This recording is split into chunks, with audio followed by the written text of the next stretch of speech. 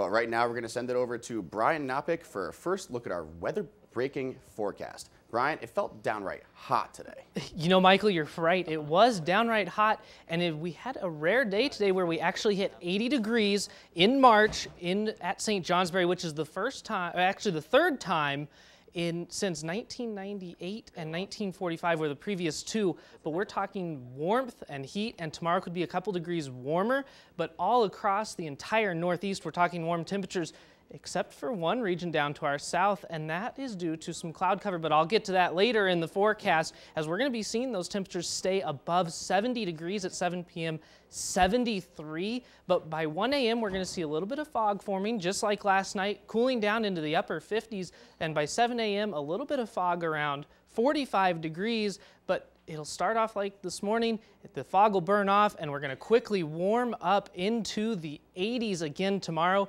We've been talking record highs. I'll let you know how many have been broken and what's so significant about them, because some of them were over 100 years old. And why are we going back to September? That'll be coming up also, why that's important. But we do have a weekend cool down on the way. Back to you, Michael. All right, Brian, I appreciate it.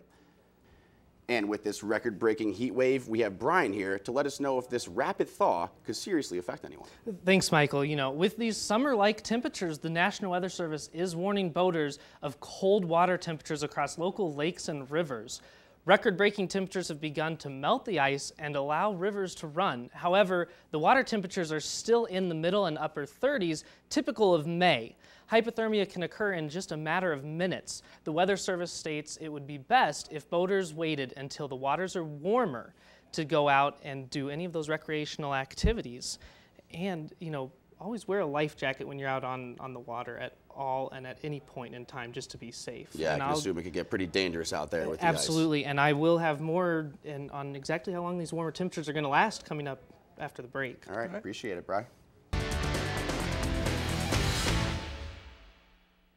Welcome back. It's hard to believe that 1 week ago on the 16th, we were sitting at 38 degrees for our high and slowly climbed into what has now been a day of 4 straight record high temperatures, starting with the 18th at 78 degrees. This is untypical March weather. We've only seen 4 straight days of 70-degree weather once in March before, and we're going for 5 straight days tomorrow with our high. I'll let you know if we're going to make it. But today, the 21st, 81 degrees. These are all as of St. Johnsbury. That record of 81 degrees is a little uncertain right now. It's based on when they pull in their latest data coming up tonight. But I did see it at 81, and several other people have commented that it's been at 81. So the brilliant sunshine and those warm temperatures are sticking around for a little while, and it's even 81 right now down in Lebanon, 77 in Montpelier over at the State House, and Morrisville at 80. But as we take a look over into New Hampshire, we're looking at those same temperatures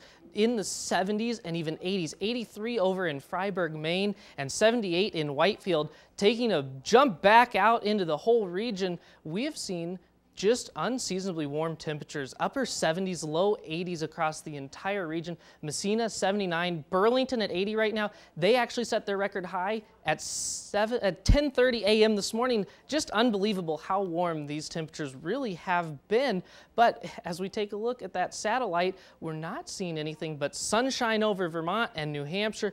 But taking a look down to our south across Pennsylvania, once again, those cloud covers have a huge impact on what our overall temperatures are. New York City stuck in those low clouds today, 64 degrees right now, whereas that brilliant sunshine that's been shining over the great state of Vermont, 78 degrees here in Lyndonville, and we even saw an 81-degree reading in St. Johnsbury. But what do we have? We have that high pressure off to our east and south right now. That's going to be moving out of our way, and that's as we have a cold front approaching from the west, and that's going to kick off some isolated showers and thunderstorms as we go throughout your day or overnight on Thursday into your Friday, but those won't last long. Isolated in nature, could be some heavy downpours, a rumble of thunder, not too much to deal with, but 42 degrees overnight tonight. Patchy fog after 1 a.m. with calm winds and clear skies. Just a beautiful evening, but 83 degrees tomorrow. A couple spots could be near 85.